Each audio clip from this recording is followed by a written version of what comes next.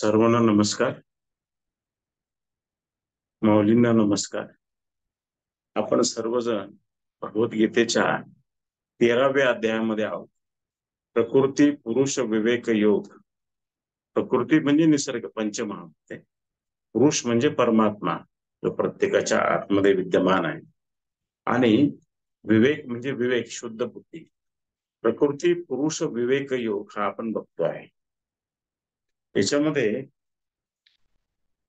आपण श्लोक 10वा जो आहे तो आपण बघतोय. सध्या श्लोक 11वा बघतोय आपण. 11व्या श्लोकामध्ये भगवान कृष्ण असं म्हणाले होते की अध्यात्म ज्ञानाच्या ठिकाणी नित्य स्थित राहणे. अध्यात्म जे आहे त्याच्या ठिकाणी नित्य राहणे. अध्यात्म म्हणजे काय? आधी आत्मा. आधी आत्मा ही भावना म्हणजे आधी परमेश्वर ही भावना ठेवून नित्य स्थित राहणे म्हणजे सदैव त्याचं स्मरण राहणे.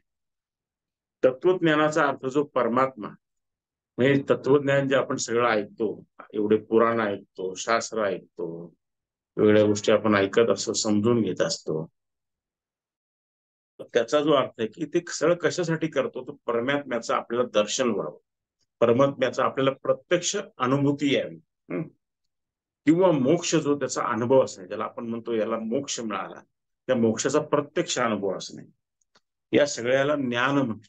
म्हणजे परमात्म्याचं प्रत्यक्ष दर्शन, प्रत्यक्ष स्वतःच परमात्मा असा अनुभव येणं आणि किंवा मोक्ष मिळणं, या ज्या गोष्टी आहेत या शाळेला ज्ञान म्हटलंय. त्याला ज्ञानप्राप्ती झाली म्हणजे काय? तो प्रत्यक्ष परमात्मा झाला असा त्याचा अर्थ असतो. जसं मागच्या वेळेस मला मी माझे काही अनुभव सांगितले होते, त्यातल्या काही गोष्टी सांगायच्या राहून गेल्या वेळेअभावी. परत केव्हा योग आला म्हणजे मी तुम्हाला सांगेल त्यातल्या काही गोष्टी, किंवा बोलता बोलता त्या सांगितल्या जातील. तर याला ज्ञान म्हटलंय. तर त्यातलं सुरुवातीच्या ज्या या श्लोकाकरता माऊलींनी ज्या ओव्या रचल्या त्या आपण पाहिल्या. त्यामध्ये माऊली काय म्हणाल्या होत्या? प्रत्यक्ष परमेश्वराचा ज्याला अनुभव आलेला आहे, स्वतः अनुभव आलाय, स्वतः प्रत्यक्ष जो परमेश्वर झालाय, परब्रह्म झालाय, आणि जो इतरांना तसं दर्शन देऊ शकतो त्याला ज्ञान झालंय असं म्हणतो. एखाद्याला नुसतं स्वप्नामध्ये परमेश्वराचं दर्शन झालं किंवा एखाद्याला ध्यानामध्ये परमेश्वराचं दर्शन झालं म्हणजे तो ज्ञानी का? नाही. ज्ञानी म्हणजे त्याला प्रत्यक्ष अनुभव आलेला आहे की तोच परमात्मा आहे, तो आणि परमात्मा एकच झाला, त्याला ज्ञानी म्हणतात. तो मोक्ष अवस्थेला प्राप्त झाला, तो इतरांना मोक्ष देऊ शकतो. तर ती जी अवस्था आहे त्याला ज्ञान असं म्हटलं. हे कृष्णाने अर्जुनाला का सांगितलं? तर अर्जुनाने अनेक प्रश्न विचारले या 13व्या अध्यायामध्ये. त्यावेळी ज्ञानी माणूस म्हणजे काय, त्याची लक्षणं परमेश्वराने अर्जुनाला सांगितली. की ज्ञानी माणूस कसा असतो ते आपण मागच्या श्लोकामध्ये पाहिलं. तर ती सगळी ज्ञानीमानाची लक्षणं सांगितली आणि प्रत्यक्ष ज्ञान म्हणजे काय हे त्याच्यामध्ये त्यांनी वर्णन केलं. आणि ते माझा अनुभव पण मी तुम्हाला सांगितलं. आणि जेव्हा जेव्हा ज्ञान मिळतं, एखाद्या ज्ञान प्राप्ती होते, ज्याला आपण आत्मसाक्षात्कार म्हणतो किंवा कैवल्य अवस्था म्हणतो, हे सारे समानार्थी शब्द आहेत. तर कुठल्याही धर्माचा माणूस असो, तुम्ही कुठल्याही धर्माचा असो, तो जो अनुभव येतो परमात्म्याचा, परमात्मा एकच आहे, तो सगळ्यांमध्ये विद्यमान आहे. ज्याला ज्याला अनुभव आला परमात्म्याचा त्यांनी परमात्म्याच्या प्राप्तीकरता कसं जीवन जगावं याचे नियम सांगितले. आणि त्या साऱ्या नियमांना एक धर्म असं नाव देण्यात आलं. जसं आपण म्हणतो आपला हिंदू धर्म आहे, तसे इतर धर्मांना ती नावं, ती जी नियम सांगितली त्या नियमांना धर्म असं नाव देण्यात आलं.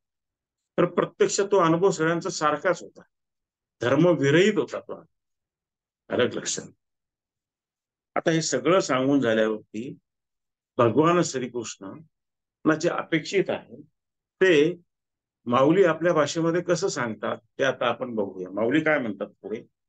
शिवाय शुद्ध तत्वज्ञानाचे जे फळ असते ते फळ म्हणजे नेय वस्तू, त्याला सरळ दिसू लागते. हे जे सारं तत्वज्ञान जे आहे, जे आपण ऐकतो, वाचतो, बोलतो, तर त्याचं चिंतन मनन करतो, त्यातला काही भाग म्हणजे लोक घरात रोज उपासना करतात, उपास तापास करतात, आषाढी एकादशीला पूर्ण उपास ठेवतात, एकादशीला ठेवतात, अनेक प्रकार लोक करतात, देवदर्शनाला जातात, तीर्थस्थाने. या सगळ्याचं जे सार आहे, काय सार आहे या सगळ्याचं? या तत्वज्ञानाचं फळ म्हणजे नेय वस्तू. नेय वस्तू म्हणजे काय? ज्ञान. ज्ञान म्हणजे काय? परमेश्वराचा प्रत्यक्ष अनुभव. हे त्याला सरळपणे दिसतं, डायरेक्ट. जसं आपण एकामेकाला बघतो तसं त्याला ते सरळपणे दिसतं, त्याच्यामध्ये काही कुठली शंका नसते, इतकं स्पष्ट असतं. मी गुरुदेवांना असं विचारत असे की ज्ञान प्राप्त होतं, ज्ञान प्राप्त होतं, असं तुम्ही जे म्हणता ते नेमकं काय मला तुम्ही सांगा. ते थोडस मंद हास्य करायचे, स्मित हास्य करायचे. मला म्हणायचे मी तुला ते अजिबात सांग. मग मला कळेल कसं की ते तेच आहे म्हणून. तर ते म्हणायचे ज्यावेळी त्याचा अनुभव येईल त्यावेळी ते इतकं स्पष्ट असतं की ते तुम्हाला स्वतःहून आतूनच कळून येतं की तुम्हाला ज्ञान प्राप्त झालं. इतकं ते स्पष्ट आहे. असं त्यांनी, आणि आपल्या आश्रमातले अनेक शिष्य जे वरच्या अवस्थेला गेलेले, त्या टप्प्यावर पोहोचलेले आहे, त्या अंतिम टप्प्याच्या थोड्या अलीकडे, ते असं विचारतात नेमकं काय. तर मी त्यांना ते सांगतो की तो अनुभव आला तुला स्वतःहून कळेल, तर कोणी वेगळे येऊन सांगण्याची गरज राहणार नाही, इतकं ते स्पष्ट आहे. आता त्याच वेळी ज्यांनी त्याला दीक्षा दिली अशा त्याच्या गुरूंना पण ते त्याच वेळी कळतं की त्याला पण ती अवस्था प्राप्त झाली, इतकं ते स्पष्ट असतं. पुढे माऊली काय म्हणतात, एरवी देव आहे असे अनुभवास आलेल्या ज्ञानाने नास्तिकतेची निवृत्ती झाली, तरी देखील जर नेय जो परमात्मा आहे तोच मी आहे अशा अखंड मूर्तीचे त्याचे प्रत्यक्ष झाले, तर केवळ शब्द प्रमाणा वाचून परोक्ष ज्ञान होणे तो खरा ज्ञानलाभ झाला असे मानित नाही. माऊली काय म्हणतात की एखादा माणूस नास्तिक आहे आणि तो माणूस देवाचं काही करायला लागला, त्याला देवाचे थोडे अनुभव आले, त्याचा नास्तिकता जातो आणि आपण म्हणतो हा आस्तिकच, हा मंदिरात यायला लागला, हा पोथी पुराण वाचायला लागला. बायका म्हणतात आमचे हे देवळात येत नव्हते आता यायला लागले. किंवा काही नवरे म्हणते अजिबातच ऐकत नव्हते, हे नुसतं ते प्रपंच त्याच्यात घडलेली होती, आता हिला वाटतं देवाचं काहीतरी करावं, आता ही सत्संग ऐकायला तयार झाली. किंवा एकामेकाबद्दल किंवा नातेवाईकाबद्दल मित्रांबद्दल आपण असं बोलतो. पण अशा जरी परमात्म्याचा अनुभव आला एखाद्याला, आणि त्याला तो अखंडपणे नाही राहिला, सतत तो परमात्मा असा अनुभव त्याला नाही राहिला, तर त्याला ज्ञान प्राप्त झाला असं मी म्हणणार नाही, असं माऊली म्हणतात, म्हणजे कृष्ण म्हणतात. तर तो सदैव परमात्मा असतो. म्हणजे सूर्य जसा उगवला की तो सूर्यच आहे, दुसरं काही नाहीये. त्याच्या सानिध्यामध्ये साऱ्या घटना आपोआप घडून येतात. सारी सृष्टी बोलायला लागते, साऱ्या सृष्टीला जे जे हवंय ते ते मिळायला लागतं, इतकं ते स्पष्ट असतं. तसं जो परमात्मा झालेला आहे त्याच्या सानिध्यामध्ये हे अनुभव नित्य असतात, त्याला वेगळं करायला लागत नाही. तो जिथे जाईल तिथे त्याचं ते स्वरूप, तो बोलला तरी नाही बोलला तरी त्याच्या आश्रयाने साऱ्या गोष्टी घडून येतात, असं इथे माऊली सांगताय. पुढे ते म्हणतात आंधळ्या माणसाने हाती दिवा घेतला तर त्याला त्याचा काय उपयोग. त्याप्रमाणे आपल्याला प्राप्त झालेले ज्ञान जर नेय दाखवू शकले नाही, तर नेय म्हणजे जे काही आहे ते हेच असा ज्याचा निश्चय असो त्याचा तो असला निश्चय सर्व व्यर्थच जातो. ते माऊली काय म्हणतात की एक आंधळा माणूस आहे, त्याने हातामध्ये दिवा घेतला, त्याच्या हातात कोणी दिवा दिला, त्याला काय उपयोग त्या दिव्याचा, कारण तो त्या दिव्याला पाहू शकत नाही आणि दुसऱ्याला तो दिवा दाखवू शकत नाही. तसं एखादा माणूस आहे तो म्हणतोय मला ज्ञान प्राप्त झाला आहे, पण तो जर इतरांना अनुभव देऊ शकत नसेल परमात्म्याचा, तर त्याचा काय उपयोग आहे, आणि सांगू शकत नसेल त्याचा काही उपयोग नाही, त्याला ज्ञान प्राप्त झाला असं आम्ही मानणार नाही, असं भगवान कृष्ण अर्जुनाला सांगतात. म्हणजेच माऊली आपल्याला सांगतात की त्याला ते अनुभवलं असं सांगता येणार. संत नामदेवांबद्दल अशी गोष्ट सांगतात की संत नामदेव जे होते ते लहान असताना त्यांची आई त्याला म्हणाली की मंदिरामध्ये जा आणि हा नैवेद्य देवाला दाखवून ये म्हणून. त्या मुलगा गेला आणि नैवेद्य दाखवायला गेला. पहिल्या दिवशी गेला आला, दुसऱ्या दिवशी गेला उशीर झाला, तिसऱ्या दिवशी तो खूपच, तिसऱ्या चौथ्या दिवशी तो खूपच उशीर आला, नाही लवकर. मग खूप वेळाने घरी आल्यावर आई त्याला म्हणली एवढा वेळ तुला का बरं लागला. मी तर काळजीत पडून, मंदिर तर अगदी जवळ आहे, तुम्ही जर तिथे गेला प्रत्यक्ष पंढरपूरला गेला तर संत नामदेवांचं घर आणि विठोबाचं मंदिर हे अगदी जवळ आहे. तर इकडे प्रत्यक्षामध्ये काय घडलं होतं, हे संत नामदेव हा संत मंदिरामध्ये गेले आणि ते मंदिरामध्ये गेल्यानंतर ते भगवंताला म्हणाले की तू हा नैवेद्य खा.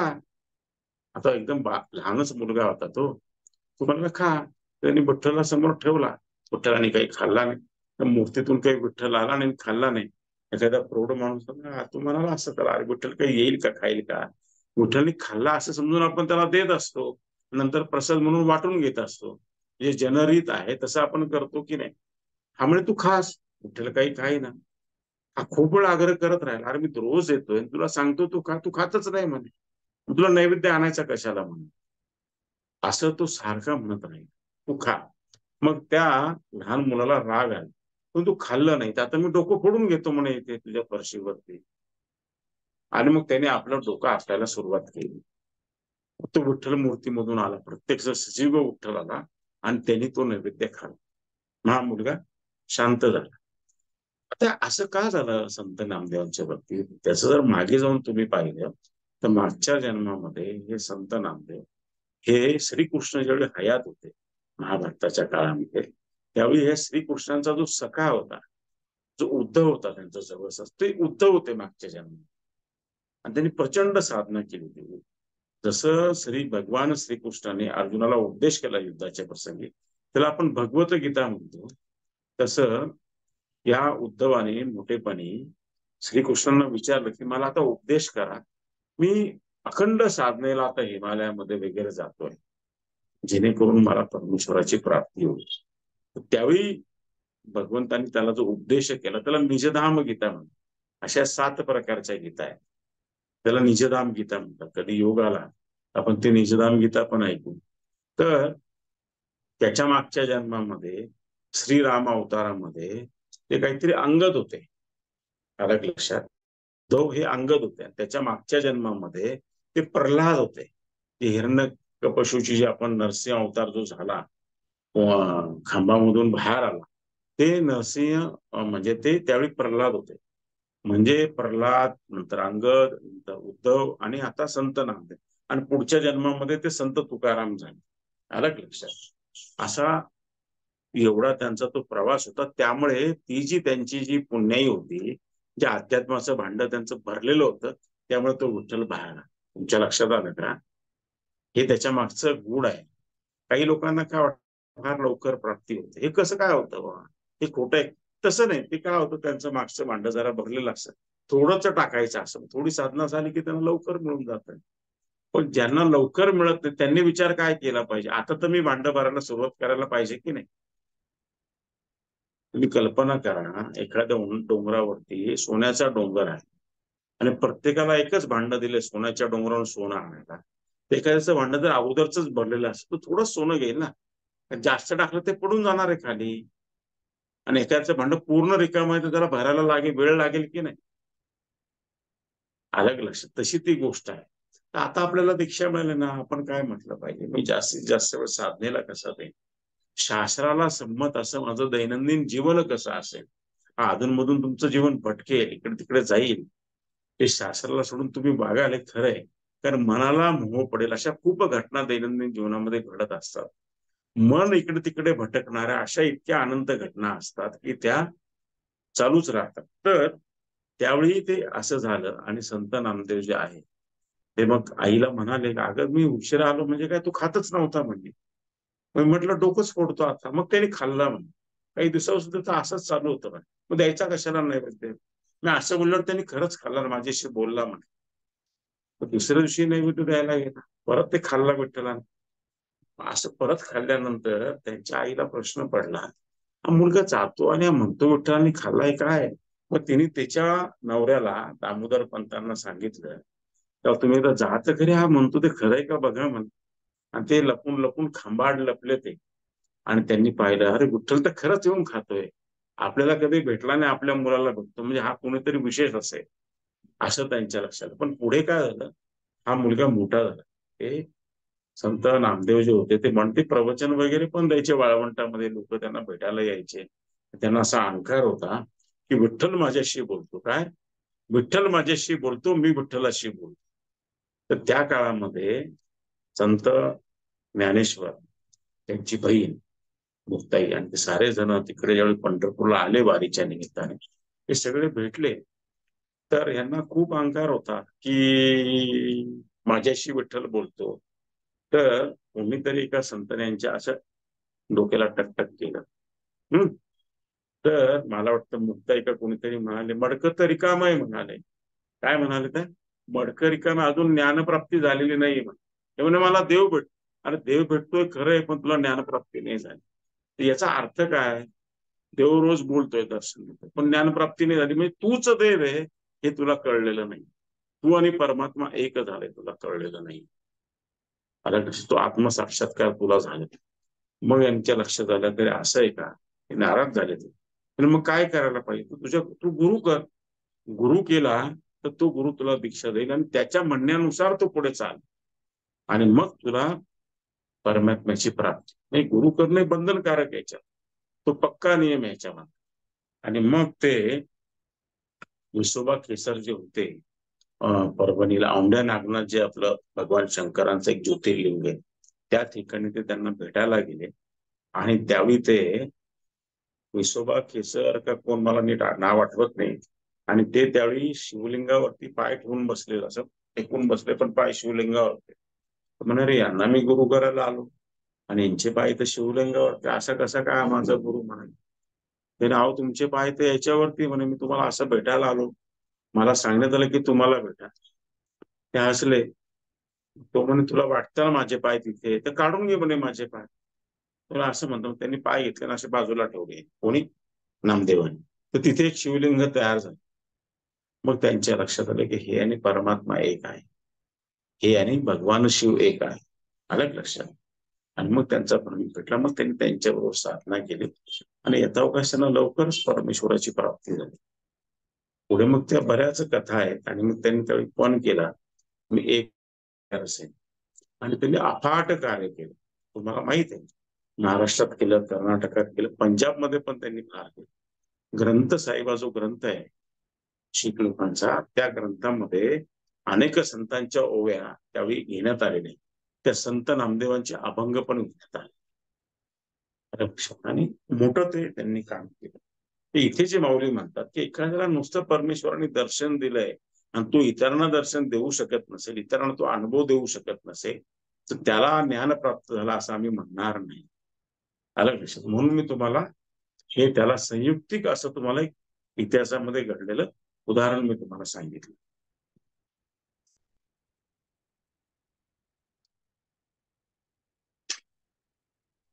प्रत्यक्षात रामकृष्ण परमहंस जे होते, रामकृष्ण परमहंस हे कालीचं जे मंदिर आहे दक्षिण घाटावरती कलकत्त्यामध्ये, ते ज्या राजाने बांधलेलं मंदिर आहे, त्या मंदिरामध्ये ते पुजारी होते आणि ते रोज कालीची पूजा करायचे. आणि त्यांचा भक्तिभाव इतका श्रेष्ठ होता की ते पुढे पुढे कालीने त्यांना प्रत्यक्ष दर्शन दिलं आणि कालीला त्याचे हात लावायचे. त्याच्या पायाला हात लावले, जसे का सजीव माणसाला हात लावले, सजीव स्त्रीला हात लावल्यावर जो अनुभव येईल ते प्रत्यक्ष त्यांच्याशी बोलायचे, त्यांना दिसायचे आणि बोलायचे. असं त्यांचं सगळ्या लोकांना माहिती झालं होती, काली यांच्याशी बोलते. आणि प्रत्यक्ष त्यांना काली, सगळे लोक त्यांना मानायला लागले होते आणि त्यांचा एक अधिकार प्रस्थापित झाला होता त्या. तर त्या गावामध्ये एकदा दक्षिणेकडून तोतापुरी महाराज आणि त्यांनी यांना निरोप पाठवला. कोणाला? रामकृष्णांना. ते म्हणाले, अरे मी आलोय, थोडे दिवस तुला यायचं असेल तर मला येऊन भेट. हे काही गेले नाही. आणि मग काली माता यांना म्हणाली, अरे तू त्यांना जाऊन भेट, तुला अजून ज्ञान प्राप्त झालेलं नाहीये म्हणा, हा तू त्या अंतिम अवस्थेला पोहोच. तर आपण रामकृष्ण परमहंसांचं उदाहरण बघत होतो. तर काली त्यांना म्हणाली की अरे तुला ज्ञान प्राप्त झालेलं नाहीये, तर गावामध्ये जे तोतापुरी महाराज आले ते सिद्ध पुरुष आहेत, तर त्यांना जाऊन तू भेट. ते तू मला प्रत्यक्ष दर्शन देतेस, मी तुझ्याशी बोलतोय, रोज मी अनुभव घेतो आहे, हे सगळ्यांना माहिती आहे, अजून वेगळं मला काय पाहिजे. आणि याच्या पलीकडे अजून काहीतरी म्हणेल ते तुला गुरुच घेऊन जाऊ शकते, तो त्यांचा अधिकार आहे म्हणे, तू जा, असं करू नको. मग ते तोतापुरी महाराजांना भेटायला गेले. तर तोतापुरी महाराजांना त्यांनी सांगितलं की मला कालीने असं सांगितलंय. मग ते म्हणाले, तू बैस, मी तुला दीक्षा देतो. आणि मग त्यांनी त्यांना ध्यान लावायला सांगितलं आणि त्या आज्ञा चक्रावरती त्यांनी त्यांना लक्ष केंद्रित करायला. आता हे उच्च कोटीचे साधक होते, अनेक जन्मापासून सिद्ध पुरुषच होते ते. आता ते या जन्मात एक विशेष कार्य करायला आले होते, जे तुम्हाला माहित आहे की स्वामी विवेकानंदांना त्यांनी नंतर बोलवलं आणि जगभर हा अध्यात्माचा झेंडा त्यांनी सर्व दिशांमध्ये लावला. तर ते म्हणे माझं, हे म्हणाले की विचार शून्य कर म्हणाले तू आता. ते म्हणे होतच नाही म्हणे, मी खूप प्रयत्न करतो, देवीचे तर विचार येतातच येतात, तर मी रोजच तिच्याशी बोलतो. नाही म्हणे, तुला विचार शून्य करायला लागेल, तू त्या समाधी अवस्थे, म्हणजे ते मला जमतच नाही. मग त्यांनी असं बाजूला पाहिलं त्यांना असं खिळासारखं काहीतरी, खिळा का काच दिसले असं तुकडा त्यांनी घेतला, त्याच्या इतिहासात टोचला गेला. आता त्या दोन गोष्टीचा अर्थ आहे. गुरूंचा प्रत्यक्ष स्पर्श होणं हे त्याच्यामधला खरा अर्थ आहे. क्रांती वस्तू हे तात्पुरतं आहे. आणि मध्ये आता लक्षात, आणि मग ते त्या गाढ अवस्थेमध्ये गेले समाधीच्या, आणि त्यांनी पाहिलं देवी. तिने हातात एक तलवार घेतली म्हणजे ध्यानामध्ये, आणि त्या देवीचे दोन तुकडे केले. ते तिथे ते अडकलेले होते, त्याच्या पुढे त्यांना जायचं होतं की नाही, देवीच्या पुढे. आणि मग पुढे त्यांना ती ज्ञानप्राप्ती झाली, असं त्याचं ते वर्णन आहे. सांगण्याचा हेतू असा आहे की इथे जे माऊली म्हणताय, प्रत्यक्ष अनुभव असला पाहिजे. परमेश्वर प्राप्तीचा प्रत्यक्ष अनुभव असला पाहिजे, आणि तो इतरांना देऊ शकला पाहिजे, तर त्याला ज्ञान प्राप्त झालं असं म्हणता येईल. याचा दुसरा अर्थ काय होतो? याचा दुसरा अर्थ तुम्ही समजून घ्या. साध्या सोप्या मराठी भाषा, ज्यांनी गुरु केला नाही त्यांनी गुरु करण्याची मनाची तयारी करावी. पण गुरु इतक्या सहजगत्या भेटेल का? नाही भेटणार. पण गुरु कसा भेटेल? तर आपल्या हृदयामध्ये जो एक तळमळ तयार होते, मला देवाचं काहीतरी मिळायला पाहिजे, मला देवाची प्राप्ती व्हायला पाहिजे, देव काय मला समजायला पाहिजे. तर आपण खूप संकटात पडलेलो काहीतरी, मला देव देव मला वाचवत का नाही, काय झालं असं काय, अशी जी तळमळ तयार होते आणि हृदयामध्ये ज्यावेळी वातावरण तयार होते, त्यावेळी गुरु भेटतात आपल्याला. ही योजना असते गुरुची की कोणीतरी त्या माणसाच्या ओळखीचा त्याला संदेश देतो, त्याला अमुक अमुक गुरु येते, त्यांना भेट, किंवा गुरु प्रत्यक्ष त्याला भेटवतात, काहीतरी घडतं आणि गुरु त्याला भेटतात. ती योजना असते त्यांची. आता गुरु भेटल्यानंतर पुढे काय करायला पाहिजे? गुरुंच्या आदेशानुसार साधना करायला पाहिजे. हे त्यातलं सगळ्यात महत्वाची गोष्ट. पण प्रत्यक्षामध्ये आपल्याला दिसतं काय, तर बहुतेक जण आळशी असतात, कंटाळा करतात, चालढकल करतात, कारण सांगतात. गुरूंसमवेत ध्यान करायची जर संधी मिळाली, ते तर काय म्हणतात, सोन्याहून पिवळं असं म्हणायला पाहिजे. तर त्याच्यातही कारण सांगतात, असं झालं तसं झालं, मला जमलं नाही यायला, उशिरा येतात ध्यान वर्गामध्ये, नाना गोष्टी करतात लोक. अलग लक्षात. माझे गुरुदेवांचं तर असं होतं की ते 7:30ची वेळ दिली की त्या वेळेच्या अर्धा मिनिटं अगोदर ते दरवाजाला आतून कडेच लावून टाकायचे, विषय बंद. आतमध्ये जेवढं त्यांना त्यांच्या समोर ध्यान, बाकीचे आलेले बाहेर स्टेअर केस वरती बसते. पक्का नियम होता. वेळेची भयंकर शिस्त होती त्यांची, मोठी शिस्त एकदम, खूपच शिस्त, जी मला पण आली असं मी म्हणू शकणार नाही. कारण मी 15-1 मिनिटं उशिराच येतो ध्यान वर्गाला, म्हणजे आपल्या ध्यान वर्गाला नाही, इथे जे आपलं प्रवचन आपण सांगतोय त्याला. कारण माझा वर्किंग डे असतो ऑफिस मधला खरा म्हणजे सोमवार. तर काही कारणाला अर्थ नाही, पण खूप प्रखर शिस्त. मी आपल्या ध्यान वर्गामध्ये काय बघतो मंगळवारच्या, बरेच जण कारण सांगतात, न येण्याची कारण सांगतात. आणि जे बाहेरगावचे साधक आहेत त्यांना ते मी म्हणतो, बाबांनो तुम्ही एका दिवशी मंगळवार पाहून या, मी आलात तर जास्त बरं आहे. त्यातला दुसरा रविवार, त्याच्यानंतरचा मंगळवार पाहून आला तो अतिउत्तम. तुमच्या हस्ते अन्नदानाचा कार्यक्रम घेऊ आपण दुसऱ्या रविवारी होतो, जो आता काल प्रत्यक्षामध्ये झाला. तर असं ते गुरु आज्ञेने केलं तर मग ते माणसाची प्रगती होणे स्वाभाविक आहे. पुढे जाऊया आपण.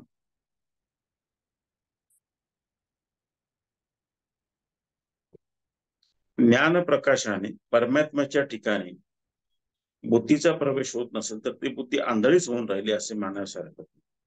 म्हणजे ज्ञानाचा प्रकाश पडलाय, ज्ञान प्राप्त झाले, पण बुद्धीमध्ये बदल नाही झाला, तर ते असं कसं काय? तसं होत नाही, बुद्धीमध्ये देखील बदल होतो असं माऊली सांगतात. पण ज्ञान जेवढे दाखवेल तेवढे सर्व नेय वस्तूच असते, पण ती नेय वस्तू पाहिजे अशी बुद्धी शुद्ध झाली पाहिजे. म्हणजे ज्यावेळी ज्ञान प्राप्त होतं त्यावेळी बुद्धी देखील शुद्ध होते, असं माऊलींना सांग. म्हणजे तो राहतच नाही, त्याचा पुनर्जन्म झालेला असतो. आणि पुनर्जन्म असा झाल्यानंतर काही दिवसांनी असा जो साधक गुरु झालेला असतो, प्रत्यक्ष सिद्ध गुरु झाला असतो, म्हणजे गुरूंची पुढे त्याला परंपरा चालवायला गुरूंकडून आज्ञा मिळते, परवानगी मिळते, आणि त्याला मुद्रा देखील मिळते. मुद्रा मिळणे म्हणजे काय असतं की प्रत्यक्ष त्याचं एक नाव ठेवलं जातं. ते व्यवहारातलं नाव असतं, लहानपणी ठेवलं, त्याच्या व्यतिरिक्त त्याचं एक नाव ठेवलं जातं. ते प्रत्यक्षामध्ये ती घटना घडते त्याच्या जीवनात. तसं लहान बाळ जन्माला आल्यानंतर काय होतं, आपण बघतो की एक 12व्या दिवशी किंवा महिनाभरामध्ये प्रत्येकाचे रीतिरिवाज थोडे वेगळे असतात. सगळ्या महिला जमतात, त्याला पाळण्यात ठेवतात, मग आत्या येते, त्याच्या कानामध्ये नाव सांगते, गोडधोड घरामध्ये केलं जातं, आणि त्या नावाने त्या बाळाला हाक मारायला सुरुवात करतो, आणि त्याला कळतं हे त्याचं नाव आहे. कळलं की नाही तुम्हाला? तसा हा जो ज्ञानी पुरुष असतो याला एक मुद्रा मिळते. ही मुद्रा कोण देतो? परमेश्वर देतो. मुद्रेमध्ये पण दोन प्रकार आहेत. काही ठिकाणी एखाद्याला संन्यास धर्माची दीक्षा दिली गुरुंनी, तर त्याला एक स्वामी आणि पुढे एक नाव. स्वामी म्हणजे काय? स्वतःचा मान. त्याला एक पुढे नाव दिलं जातं काहीतरी स्वामी आणि पुढे एक नाव. तर त्याचा अर्थ जरा ज्ञानप्राप्ती झाली असा होत नाही. पण ज्ञानप्राप्तीनंतर जी मुद्रा मिळते ती प्रत्यक्ष परमेश्वर देते. देव दीपावली जी होती त्या दिवशी माझ्या जीवनामध्ये तो प्रसंग घडून आला. काय आलं की मी माझ्याच घरामध्ये मी ध्यानाला बसलो होतो आणि ध्यान चालू असताना देव दीपावलीच्या दिवशी माझ्या असं लक्षात आलं की सारे देवदेवता घरामध्ये आलेले आहेत, आमच्या कॉलनीमध्ये आलेले आहेत, गंगापूर रोडवर आले, अशी गर्दीच झालेली सगळ्यांची. आणि मग त्यातला एक जण पुढे आला, दत्तात्रय होते का भगवान विष्णू मला तर आठवत नाही, त्यांनी माझ्या गळ्यामध्ये फुलांची माळ टाकली आणि ते म्हणाले स्वामी योगेश्वर झाला. आणि मग सगळ्यांनी खूप टाळ्या वाजवल्या आणि एक जल्लोष सुरू झाला, असा मोठा जल्लोष सुरू झाला. मग त्याने तो आज स्वामी योग, मला कळालं मला ही मुद्रा मिळाली, हे मला प्रत्यक्ष परमेश्वराने दिलेलं नाव, त्याला मुद्रा मिळणे म्हणतात. आणि मुद्रेचे बरेच प्रकार असतात. एक पुण्यामध्ये का मला माहिती नाही, सोलापूरमध्ये गृहस्थ आहेत मोठे, मला त्यांचं नाव मला आठवत नाही. मी त्यांची खरी घडलेली कथा ऐकलेली तुम्हाला सांगतो. त्यांना परमेश्वराची प्राप्ती झाल्यानंतर त्यांना मुद्रा पाहिजे होती आणि मुद्रा पाहिजे असण्याकरता ते स्वतः खूप दिवस मुद्रेची वाट बघत, त्यांना उत्कंठा होती. मला एवढी उत्कंठा नव्हती खरं सांगायचं म्हणजे, कारण गुरुने मला एक शिकवलं होतं, ध्यानाला बैस, परमेश्वराला ध्यान अर्पण करून टाक. तो म्हणेल तसं, त्याची इच्छा ती तुझी इच्छा. कारण मी असंच तू मला दे तसंच मला दे असं काही माझं कधी नसायचं. मी बसलोय तू पाहून घे बाबा, कर्म अर्पण करणे तसं माझं साधना तूच करून घेतोय, तूच सर्व काही, तुझी जी इच्छा ती माझी इच्छा. या गृहस्थांच्या बाबतीमध्ये त्यांना सांगण्यात आलं की हिमालयामध्ये अमुक अमुक ठिकाणी तू ये या दिवशी. त्यांना सांगितलं. त्याच्यानंतर ते दिवस फार कमी होते. त्यांनी कार काढली, त्यांची कुठली प्रीमियर पत्नीनी कार होती त्यावेळी, आणि ते चालवत गेले स्वतः तिथे गेले हिमालयात. तिथे गेल्यावर त्यांना एक साधू पुरुष भेटला, तिथे प्रकटच झाला. त्यांनी मग त्यांना त्यामध्ये फुलं का माळ गळ्यात घातली, ही आज तुझी मुद्रा. आलं लक्षात? ही मुद्रा जे असते ना, ही मुद्रा मिळणे एक विशेष घटना असते. पेन जे आहे पेन, पेन नाही आपलं,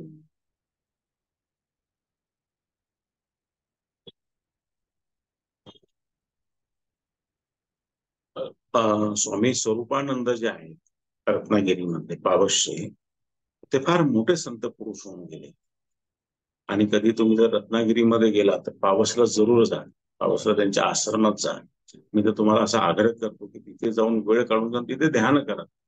एखादा दिवस जर तुम्हाला राहायला मिळाला तर अतिउत्तम, मी तुम्हाला असं सांग.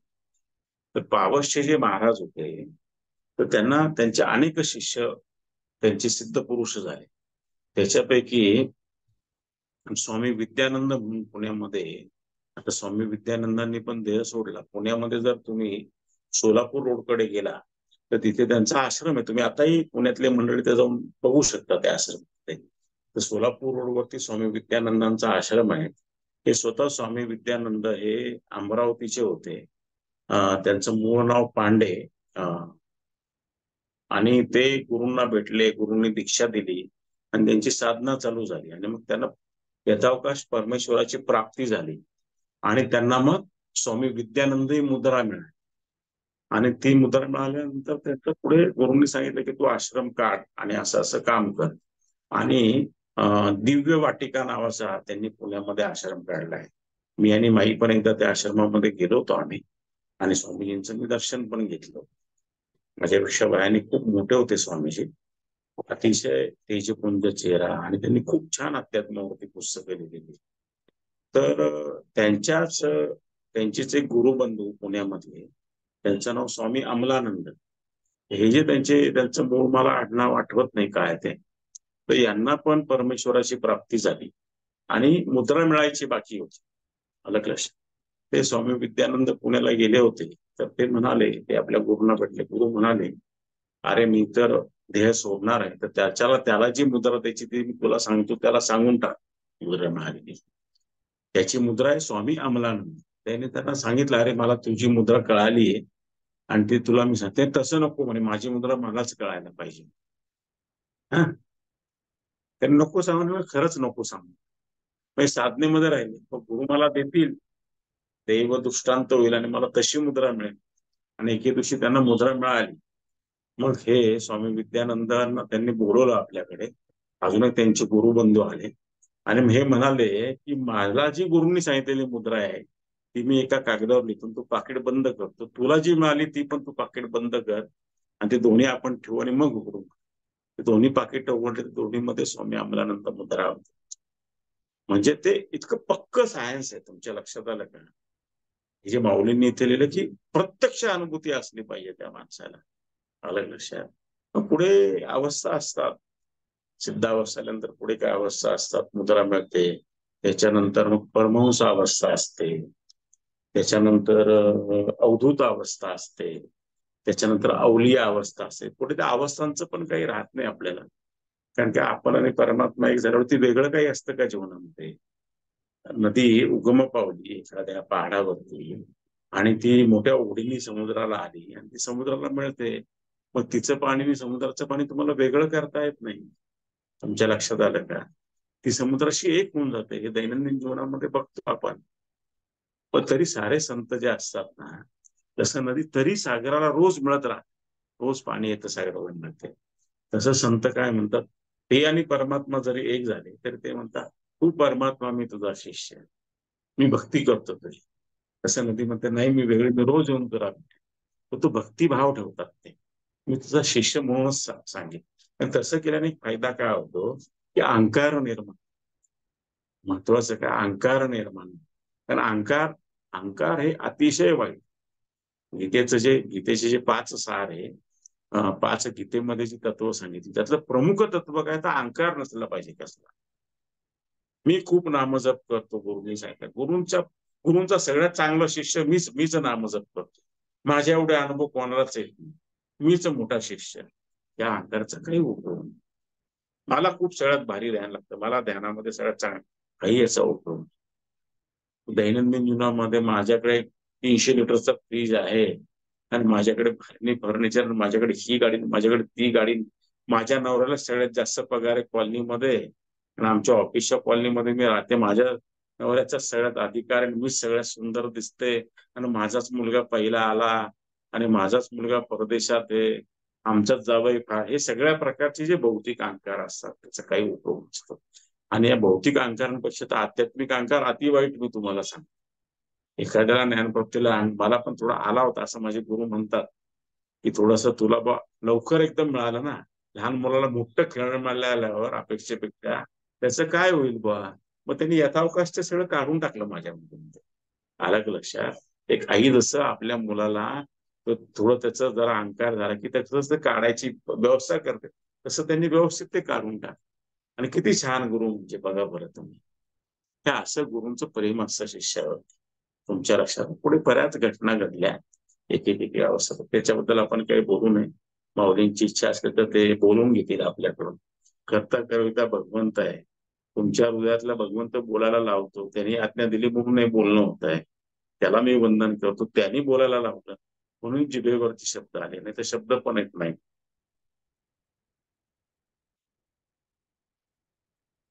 पुढे माऊली म्हणतात, यासाठी संशय भ्रमदोष रहित परोक्ष ज्ञानाने दाखवलेल्या नेय ब्रह्मास आत्मत्वाने पाहू शकेल अशा प्रतिभायुक्त बुद्धींनी जो संपन्न आहे आणि परमतत्वाला पाहण्या इतके ज्याचे ज्ञान मोठे आहे, त्याची बुद्धी तेवढीच मोठी असते, मग तो पुरुष ज्ञानरूप होतो. हे स्पष्टपणे सांगितलेच पाहिजे असे नाही. मी माऊली काय म्हणतात, कुठलाही संशय राहत नाही, कुठलाही भ्रम राहत नाही, कुठलाही दोष राहत नाही ज्ञानप्राप्त, इतकं ते स्पष्ट असतं. आणि असं हे जे परोक्ष ज्ञान जे आहे, हे जे आपल्याला मिळतं, हे जी नेय वस्तू म्हणजे ज्ञान मिळतं, ते अतिशय स्पष्ट असतं. बुद्धी बुद्धी सारं शरीर सगळं काही शुद्ध होऊन जातं, तिथे वेगळे पण काही राहतच नाही. तो आणि परमात्मा एक झालेला असतो. हं. तर हे असं जे परमतत्वाला इतकं सहजगत्या तो पाहू शकतो, बोलू शकतो, तोच ते असतो. त्याची बुद्धी पण तेवढी मोठी, तो पुरुष ज्ञानरूप झाला, वेगळं सांगायची काय गरज आहे, तो असतोच म्हणा. ते इतकं स्पष्ट आहे ते. तर खरं या अवस्थेला साधकाने जायला पाहिजे. आपल्या एका गुरुचे शिष्य किती आहे 1000 एका, 2000 एका, 10 लाख एका, 20 लाख, हे फार महत्वाचं नसतं. त्यांनी किती सिद्ध पुरुष निर्माण झाले त्याच्या काळामध्ये, त्यांनी किती लोकांना ज्ञानी बनवलं, हे फार महत्वाचं असतं. का त्यांनी साधना करून घ्यावी, त्याच्यासारखे ज्ञानी निर्माण करावे, त्यांना 10 दिशांना पाठवावे आणि जगभरामध्ये हा डंका पिटवावा, अशी साक्षात दत्त अवतार म्हणजे स्वामी समर्थ जे आले अक्कलकोटला आणि त्यांनी जे 20 वर्ष कार्य केलं तिथे, 21-22 वर्ष, त्या कार्यक्रमामध्ये त्यांनी 200 सिद्ध पुरुष निर्माण केले. किती? 200 सिद्ध पुरुष निर्माण केले. आणि म्हणून स्वामी समर्थांचं अलौकिक काम आहे. साईबाबा आहे, सटाण्याचे देव मामलेदार आहे, आपले हे आहे शिर्डी शेगावचे गजानन महाराज आहे, पुण्याचे बिडकर महाराज आहे, अशा अनेक उदाहरणं सांगता येतील आपल्याला. हे मोठे सत्पुरुष त्यांच्याकडून दीक्षा घेऊन निर्माण झाले असंख्य. आणि म्हणून स्वामी समर्थांचं जे महत्व आहे ते अवर्णनीत आहे. साक्षात परमात्मा, साक्षात परमात्मा. अलग लक्षात. पुढे माऊली म्हणतात, खरोखरच ज्ञान तेजाबरोबर ज्याची बुद्धी ने वस्तूला येऊन भेटते, जो आत्मतत्वाला प्रत्यक्ष हस्तस्पर्शच करतो. अरे अर्जुना, तो मूर्तिमंत ज्ञानरूप आहे असे म्हटल्यास ते आश्चर्य ते कोणते? म्हणजे ते म्हणतात की ज्ञान तेज जे आहे आणि जी नेय वस्तू म्हणजे ज्ञान, ते आणि तो एक झालेला असतो, ते एकत्र होऊन जातात, वेगळं काही नाही, वेगळं काही नाही. आणि हे तो मूर्तिमंत ज्ञानरूप आहे. मग असं मी तुला सांगतो, याच्यात आश्चर्य काय म्हणे, समजून घे म्हणा, असा तो ज्ञानी माणूस असतो. पुढे ते म्हणतात, सूर्याला सूर्य असं संबोधावे लागते का? सूर्याला सूर्य म्हणायची काही गरज, सूर्य आहेच ना, म्हणा त्याला म्हणायची काय गरज आहे? आपण हे रोज सूर्याकडे ज्यावेळी बघतो, थोडं रोखून थोड्या वेळ, आपल्याला जाणवतो इतके हजारो योजना तो लांब आहे. साधा आपण आपलं शहर नीट पूर्ण पाहिलेलं नसतं. आपल्या शहरातच आपण काही भागात गेल्यावर आपल्याला कळतं, हा भाग कधी शहरामध्ये झाला, ही कॉलनी कधी आली. मग अजून आपल्या आजूबाजूचे गावं, शहर, आपलं राज्य आपण पाहिलेलं नसतं. अजून भारत आपण नीट पाहिलेला नाही, अख्खे इतर देश पाहिलेले नाही. आणि पृथ्वीवर तर 75% 70% तर पाणीच. अजून अख्खी पृथ्वी आपण कधी बघणार? आणि पृथ्वीपेक्षा कितीतरी मोठे ग्रह सूर्यमालेमध्ये येतात, कितीतरी पटीने मोठे. आणि तो सूर्य किती मोठा, आणि असे अनेक सूर्य आहेत, असे अनेक सूर्यमाला ज्याच्या भोवती फिरतात, ते परब्रह्म किती मोठं आहे तुम्ही सांगा बरं. म्हणजे त्याच्या पुढे नतमस्तक होण्याशिवाय काय? म्हणजे हे जे सूर्याचं उदाहरण जे आपल्या डोळ्याला दिसत ते माऊलींनी, ते योग्य नाही का? सांगा बरं मला तुम्ही. पुढे माऊली काय म्हणतात ते बघूया. खरोखर ही गीता जी माऊलींनी सांगितली आहे ना, आणि हे सगळं त्यांनी तिथे नेवासाला बसून ज्या खांबाला टेकून ते बसले आणि सांगितले, खरोखर अलौकिक आहे. हा साक्षात परमात्मा खाली. एक अजून एखादी ओळी घेऊ. मग ज्ञानेश्वर महाराज म्हणतात, ग्रंथ विस्तार होत आहे, तो सत्वर संपत नाही, असे जेव्हा श्रोत्यांच्या लक्षात आले, तेव्हा श्रोते म्हणाले, आता पुरे झाले. त्या ज्ञानी पुरुषाचा मोठेपणा सांगू नकोस, उगाच ग्रंथ निरूपणाचा आडफाटा कशाला आणतोस. तर माऊलींनीच लिहून ठेवले. माऊली म्हणतात, असं मी बोलतोय, श्रोते म्हणताय किती ज्ञानी पुरुषाचं वर्णन करतोय. आता आता पुढे सांग ना, गीतेमध्ये काय सांगितलंय. आता बस झालं की बाबा, तू किती सारखं सारखं ते आम्हाला सांगतोय. मला तेच झालंय की मी तुम्हाला सारखं सारखं तेच सांगतोय. अलग लक्षात. म्हणजे ते काय म्हणतात ज्ञानेश्वर महाराज, ग्रंथ विस्तार होत आहे, तो सत्वर म्हणजे लवकर संपत नाहीये, असे जेव्हा श्रोत्यांच्या लक्षात आले, तेव्हा श्रोते म्हणाले, आता पुरे झाले. त्या ज्ञानी पुरुषाचा मोठेपणा आता सांगू नको. उगाच ग्रंथ निरूपणात आडफाटा कशाला आणतोस.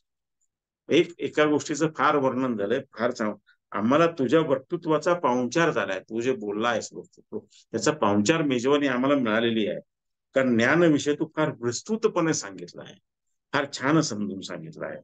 रसाळपणाची रेलचेल असावी, हा रसाळपणाची रेलचेल असावी, हा कविजनांचा मंत्र तू घेतला आहेस. तर आम्हाला आमंत्रण देऊन आमचा या प्रसंगी हिरमोड करून आम्हाला शत्रू करण्याचा विचार तू कसा, इतकं तू आम्हाला सविस्तर सांगितलं आहे. आणि सागर संगीत सांगितलंय आम्हाला. आमचं पोट म्हणजे चांगलं जेवण झालं, पोट कसं तृप्त, तसं आमचे कान तृप्त झाले, आमची बुद्धी मन तृप्त झाले, असे श्रोते त्यांना म्हणताय. आणि माऊलींनी ते ओळीमध्ये रचून ठेवलेलं की श्रोते काय म्हणाले हे पण त्याने, हे माऊलींचं मोठं छान आहे बरं का. समोरचे जे म्हणाले ते पण त्यांनी लिहून ठेवले. म्हणजे त्याच्यावर त्यांनी अजून 2-4 ओव्या घेऊ, मला थांबायचा मोह होत नाही. ते काय म्हणतात पुढे, भोजनासाठी पात्रावर बसण्याच्या वेळेला जी सुगरणबाई भोजन अन्न घेऊन पळून जाते, तिने अन्न मार्गाने केलेला आदर सत्कार काय कामाचा. सर्व गुणात चांगले, पण संध्याकाळी दूध काढताना काशेला हात लावू देत नाही. लाथा मारते अशी निरुपयोगी अवगुणी गाय कोणाला आवडेल. ज्ञानात बुद्धी विस्तार न पावताना ज्ञाना वाचून इतर गोष्टी किती पाळला लावतात ते कळत नाही, परंतु त्यांची गोष्ट बाजूला ठेव, तू मात्र चांगले केले. माऊली काय म्हणतात की मी जे ज्ञान आणि बुद्धी यांचा संगम तू सांगायचा प्रयत्न केला ते मी योग्य केलेलं आहे. याचं मी तुम्हाला उदाहरण सांगतो श्रोत्यांनो, ते तुम्ही समजून घ्या. ते म्हणता एखाद्या घरामध्ये पंचपक्वान बनवले, पाहुणे जेवायला बसले, घरातली ती जी स्त्री आहे पंचपक्वान ती फार हुशार आहे, पण ती पंचपक्वाने घेऊन वाढायला न वाढता निघूनच गेली, तर मग काय उपयोग तिने किती पाहुणचार केला, आल्यावर पाणी दिलं असेल, काही रस प्यायला दिला असेल, त्याला आपण वेलकम ड्रिंक म्हणतो, घर सजवलं, पण पंचपक्वान वाढून निघून गेली तर काय उपयोग आहे का. तसं ज्ञानी माणसाची बुद्धी कशी असते मी तुम्हाला सांगायलाच पाहिजे म्हणे. म्हणून त्यांनी एका बाईचं उदाहरण दिलं, सुगरणबाई. काय काय माऊलींना सुचतं तुम्ही बघा, आपल्याला कळावून किती किती गोष्टी आहेत. ते आता गायीचं एक उदाहरण, ते म्हणतात ते गाय आहे एखाद्याच्या गोठ्यामध्ये, ती फार चांगल्या स्वभावाची, वेळेवर चरायला जाते, वेळेवर चरून येते, पाणी बिणी वेळेवर पिते, सगळं काही एकदम शहाण्या गायीसारखी ती राहते. आणि संध्याकाळी दूध काढायला गेले की लाथा मारते. मग अशा गायीचा काय उपयोग तिच्या गुणीपणाचा. म्हणून मी ज्ञानी माणसाची बुद्धी कशी असते ते तुम्हाला सांगत होतो. हे तुम्ही लक्षात घ्या. सुगरणबाईचं उदाहरण देता आणि गायीचं पण उदाहरण देतात. त्याच्यावर त्यांनी बरंच लिहिलं, ते पुढच्या वेळेस आपण पाहूया. आजच्या प्रसंगी मी माझ्या शब्दांना इच्छा नसली तरी विराम देतो. काय तुम्हाला काय बोलावं असं वाटतं ते पण मी ऐकलं पाहिजे. एकतर्फी संवाद व्हायला नको असं मला वाटतं. आपण आलात आणि सोन्याजींचे तर खूप खूप आभार मानतो. काल परवापासून त्या रोज व्हॉट्सअपला मला मेसेज टाकताय, गुरुदेव ठेवू का मीटिंग, सांगा तुम्ही, सांगा बघू. मी बघतोय. मला वाटलं आज अजून मला काही काम लागेल का. तुम्ही परमेश्वराला म्हटलं, मी आता त्यांना उत्तर देऊन टाकतो, तू बाकीची सगळी कामं ऍडजस्ट करून, तर मीच करतोय, तू थोडी कामं करतोयस म्हणाले. तुझी कामं मीच करत असतो म्हणाले रोज, तुला कुठे काय काम असतं का म्हणे. म्हटलं बरोबर आहे. आणि आज आपला प्रत्यक्ष परमात्म्याने हा सत्संग घडवून आणलाय. तुमचेही आभार मानतो, सोनियाजींचे आभार मानतो, आणि तुमच्या हृदयातल्या श्रीकृष्णाला म्हणजेच ज्ञानेश्वर माऊलीला वंदन करतो. जय श्रीराम, जय श्री, जय श्री गुरुदेव, जय श्री गुरुदेव.